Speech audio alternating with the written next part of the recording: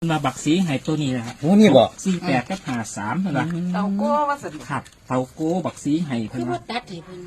บ่ต้องตัดหรอกครับไปจับวินเอาโลดครับ วินวินอยู่เลยบ่ ครับ นี่ล่ะ งวดแรกบ่ครับเพิ่นให้นี่ ครับ